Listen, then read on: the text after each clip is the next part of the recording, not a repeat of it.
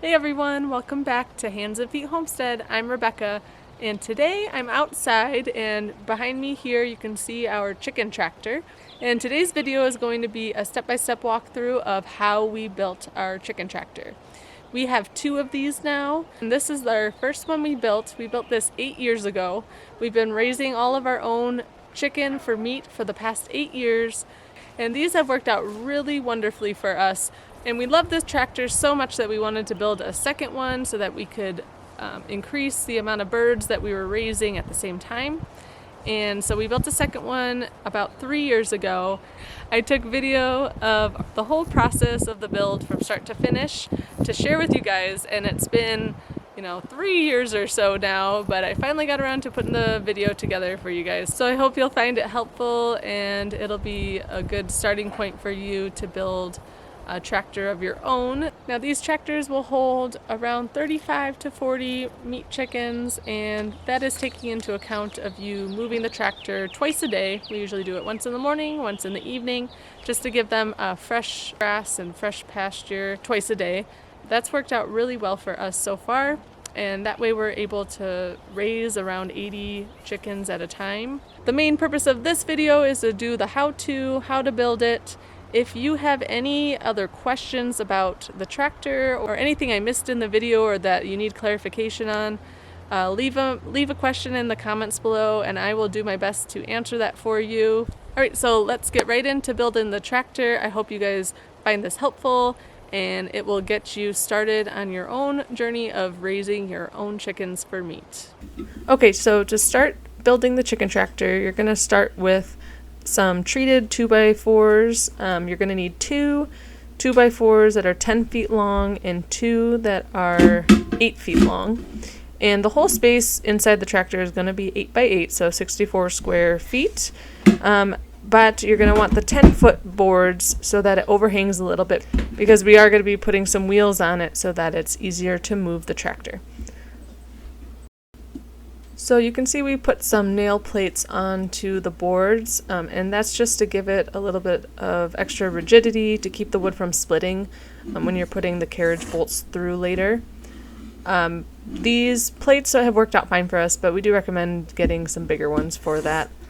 So we just drilled a hole through the plate for the carriage bolt to go through, and that carriage bolt is what acts as the axle for the wheels. I also should mention that the boards should be treated wood, since this is going to be outside, obviously, and in the elements. This is 1 foot from here to here. He drew a line, and that's where they're gonna have the pocket holes from this one attached. Like that. So this is the carriage bolt that we're going to use, and the 4 washers. It's a 1/2-inch carriage bolt and 1/2-inch washers, and this is how it's going to go, just through that hole there. And make sure that when you put the nail plate on, that it's going to be closer to the base, closer towards the ground, because when the carriage bolt goes through that has the wheel on it, if it's too high, it's going to be too big of a gap and the chickens will get out or predators will get in. So just keep that in mind where you're placing the nail plate. So this is how it will look with the wheel on, and the wheel is an 8-inch wheel. So we have 1 washer here. This is just to space it off so it doesn't give it an extra room on here. Okay, and the other 3 washers on that side. Yep. There.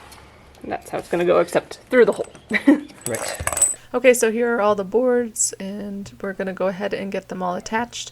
We drilled some pocket holes into the 8-foot length boards, and that's how we're going to get them screwed in. So we used some wood glue to glue the boards together, and then we went ahead and put in the screws. That's an excessive amount of glue. Again, that's out of the line. Mm-hmm.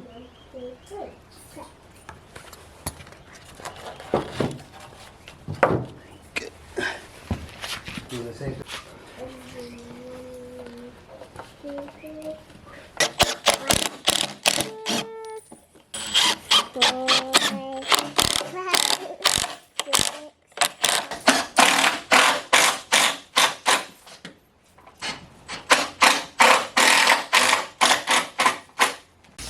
And now we're just measuring everything to make sure everything is square. Yeah, we're nowhere near. We're 44 and a half.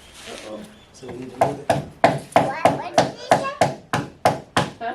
All right, so we're at 145 and a half. So I just put it at 146. We're just gonna split the difference, and we should get pretty close. So what's 145 and 3/4? That's 145 and 3/4. Okay, so everything is all glued and screwed together and everything is all square. So now we're getting ready to attach the corner braces, and they are from long point to long point 23.5 inches long. And so when you cut it, you just need to cut it at a 45-degree angle on either side so that they fit into the corners of the base. Just as a reminder, we're building everything upside down right now, so we're using the shop floor so that everything is on the same plane. So now we're just attaching the corner braces, and we're putting a little wood glue on first and then using pocket holes to attach it. Stick to there. No, stick it to the shaft.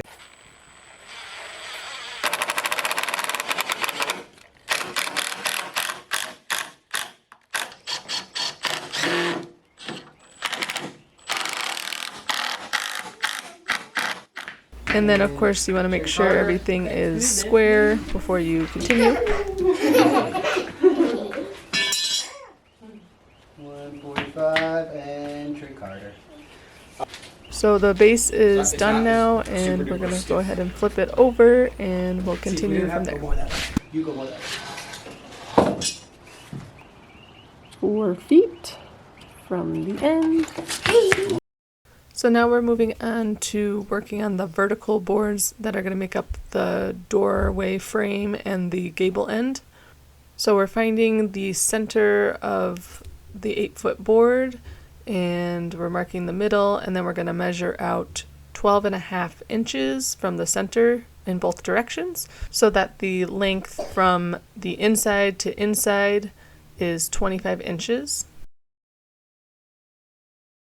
Then we need to cut the boards to the 25-inch length, and you're going to need 2 of those, and those are going to be attached between the 2 vertical boards.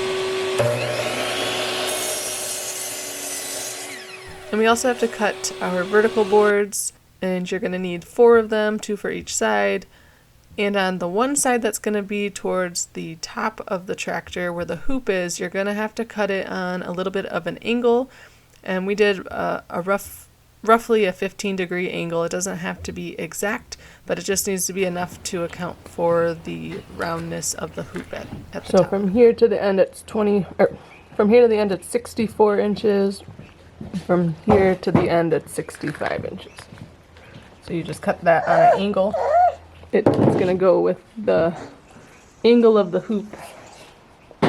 So the lower end on the outside and on the outside. And put 2 pocket holes here, and it's going to be up like that. So the pocket holes are going to be on the inside of the tractor. Well, we got some cuteness sitting right there. You're in the side ones?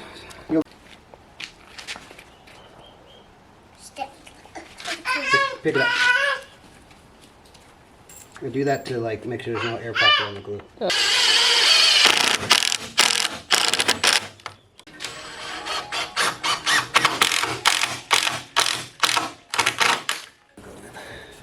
Like that. Yep. Cool. Cool.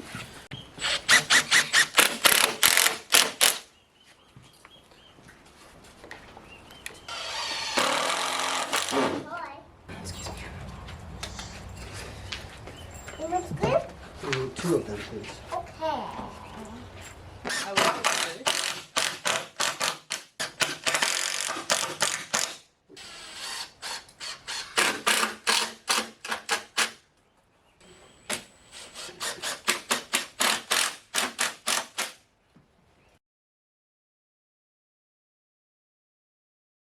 So the next thing to do is get the purlins attached.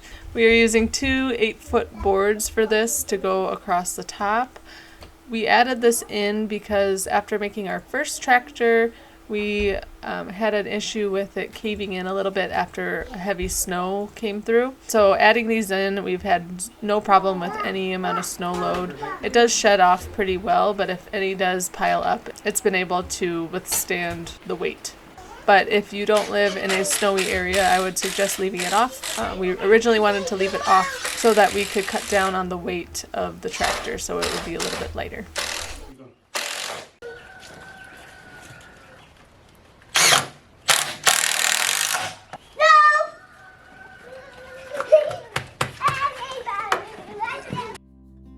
Okay, here's what we have so far. I'll let you take a good look at what we've done up until this point.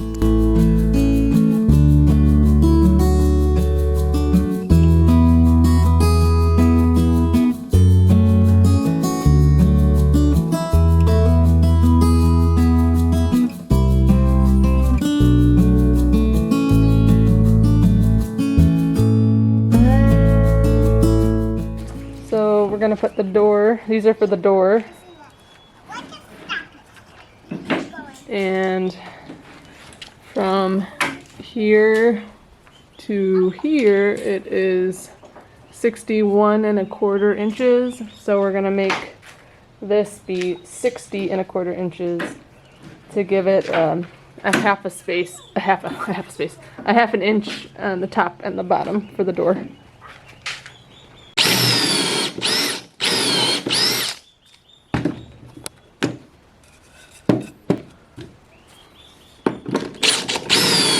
And for the door, we are using treated 2x2s. As I stated before, the height of the boards are 60 1/4 inches long, and the horizontal boards going across are 21 inches long. Okay, let's go help Hannah.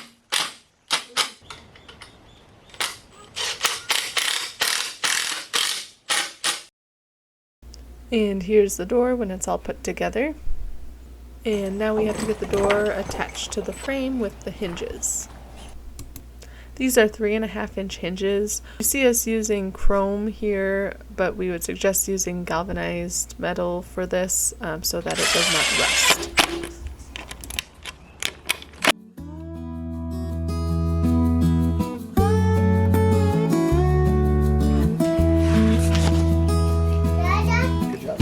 Good job, you made a door.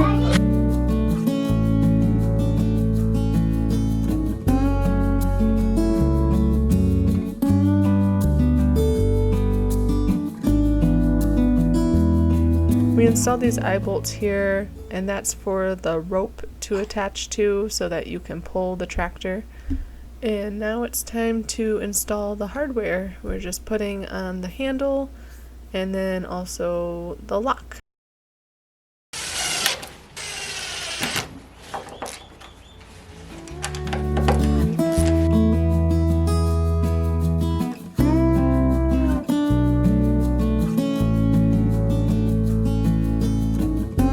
And here's the rope that we attach to the eye bolts, and we put a PVC pipe over the rope so that it's a nice handle and easy to grip when you're moving the tractor. The rope you see us using here is too thin though. We ended up replacing it with a thicker rope. So now we're attaching our cattle panels to the frame using fence staples, and you're going to need two 16-foot cattle panels for the hooped roof of the structure.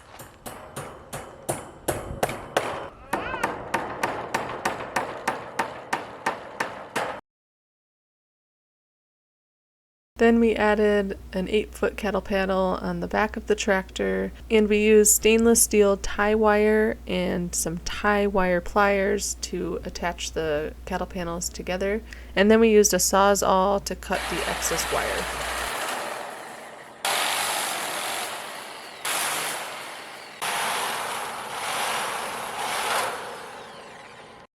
And again, we added another 8-foot cattle panel on the front of the tractor, and we attached it with the fence staples and cut the excess wire around the edges as well as in the doorway. And here's a little overview of what we have so far now that we are all done with the cattle panels.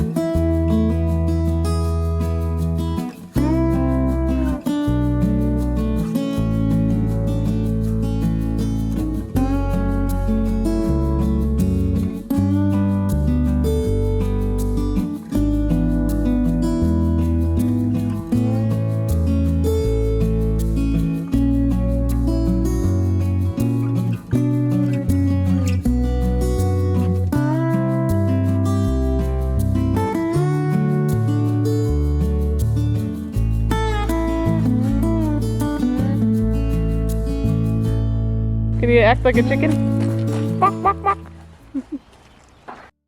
And now it's time to add on the hardware cloth. And we decided to go with hardware cloth all the way around because it is so much sturdier than the chicken wire. It gives them a lot more protection from predators trying to get into them. And again, we used the stainless steel tie wire to attach the hardware cloth to the cattle panels.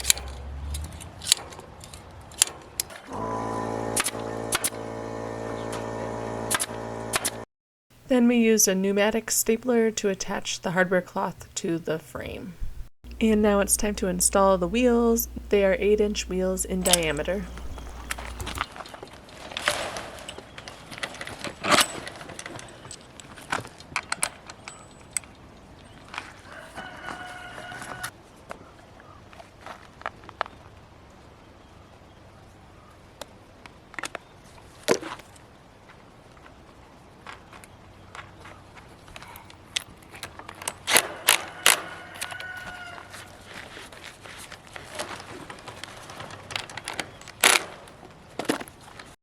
And now we're adding the chicken wire to the top portion that's still exposed. Chicken wire is less expensive than hardware cloth, which is why we chose to do this on the top portion. Okay. And then unroll.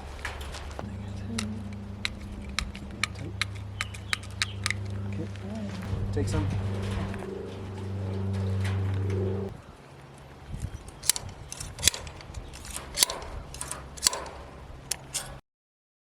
And now we're on to the final step, which is adding the tarp over the top.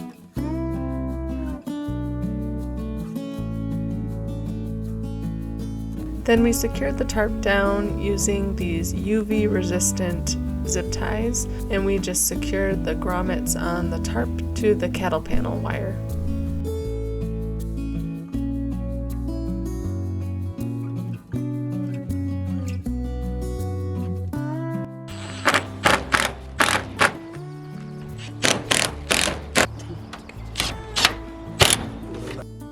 And then with the excess tarp that was overhanging, we just folded it underneath and then secured the grommet to the cattle panel wire with the zip ties.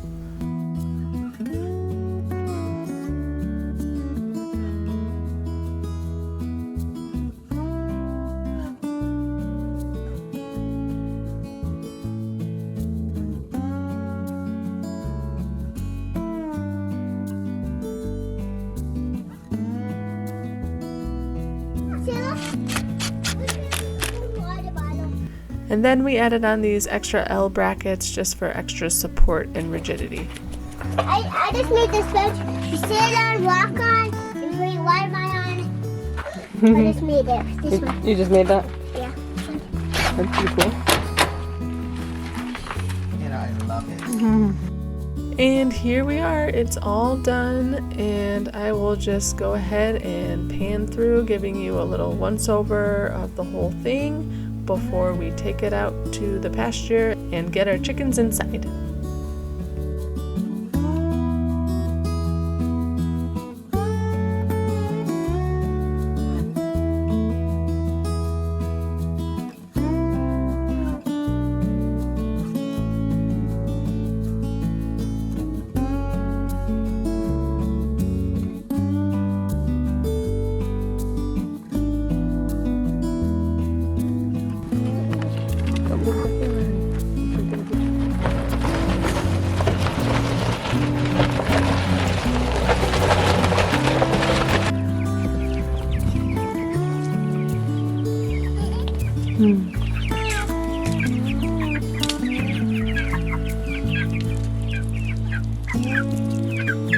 So that about wraps up this video. Again, if you have any questions, please leave them in the comments below.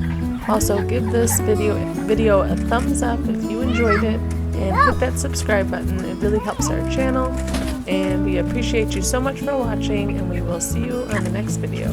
Take care, and God bless.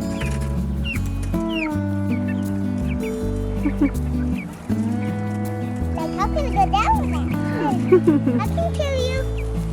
It's okay. I can take you. Hi. Hi. Hi.